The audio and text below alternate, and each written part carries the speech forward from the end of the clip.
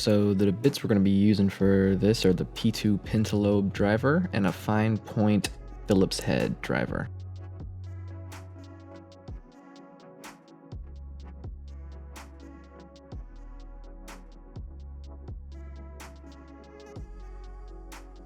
The device powers on and has working touch functionality and working Touch ID.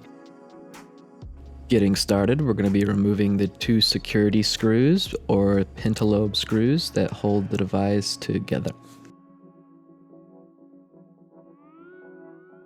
Alright, moving forward, we're going to be using this iSesamo pry tool to just get in here and pry open the device.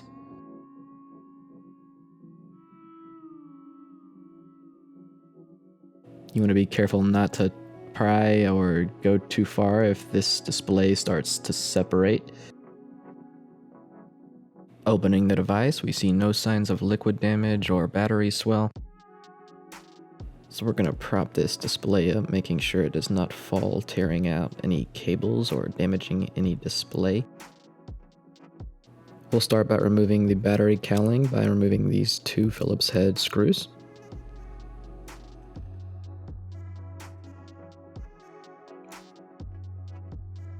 To make your life easier, be sure to properly place the cowlings with the screws.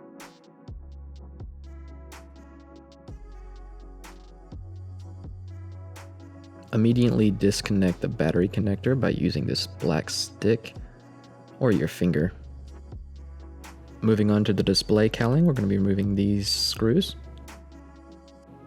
We now have access to the display connectors and Touch ID cable along with the speaker cable. Just pop these right off. Moving on to transplanting the Touch ID is extremely important and cannot be torn or broken. This is a no-no. If this happens, the button can be replaced, but the Touch ID will not function ever again unless you can take it to an Apple authorized service provider and pay their prices for a new screen replacement. This will come with a new home button. We're going to be removing all these surrounding screws along with this bracket that is the Touch ID cable, along with this camera module and proximity sensor.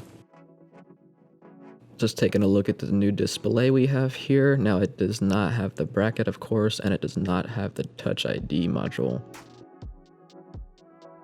This is an OEM screen with a third-party glass installed. Now you can get the screens with pre-installed proximity sensor and camera. Moving on to the Touch ID module, we're going to be removing this cowling here by these two screws.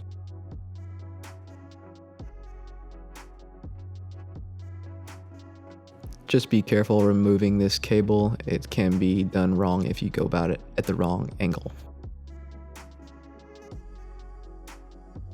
Just a quick blast of the heat gun. We're going to remove the Touch ID because it is glued down to the screen. I found flat tweezers are best for this.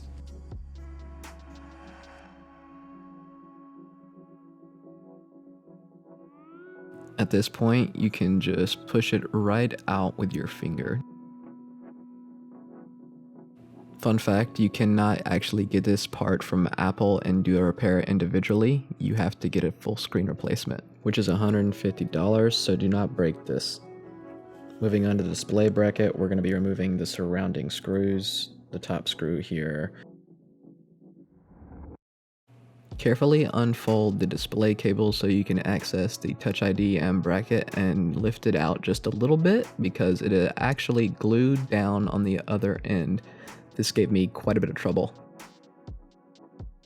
You guessed it, heat gun.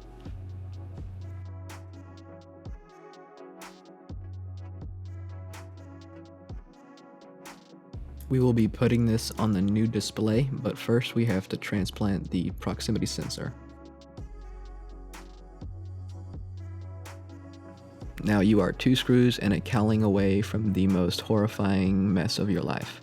Please remember how you take all this out. I can't really explain it. You can watch as best you can, but it's better if you just go dive in and just see how everything's folded.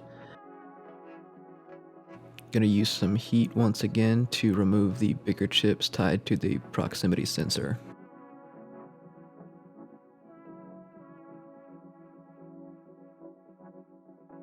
This removes and we are good to go with the transplant. Like I said before, there's really no way to tell you how to do this. You just either watch or you remember how everything folded in. Start by the same thing you removed last and just remember to place the speaker in when you're folding everything together. Like I said, you're just gonna have to feel around, and when everything seats in properly and clicks in, you'll know. Holding everything in place, we're gonna be putting the cowling back on right after.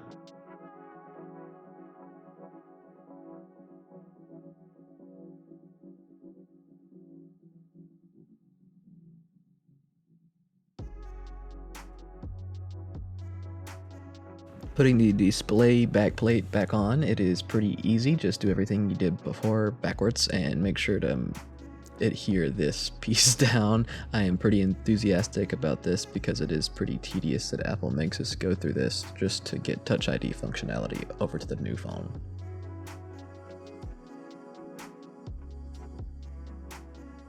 Just be careful nothing's crooked and it seals properly.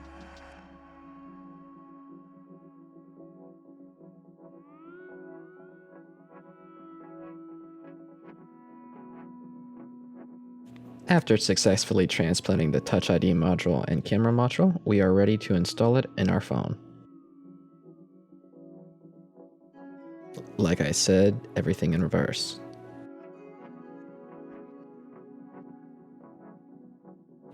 You will feel these click in. It will be a very tactile click. Don't forget to connect the battery, and we're going to do a quick test boot. We have Apple logo and touch and home button.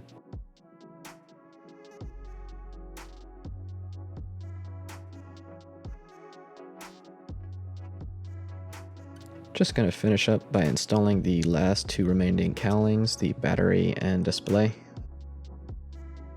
Start by lining up the top and then just pressing down all the way to the security screws.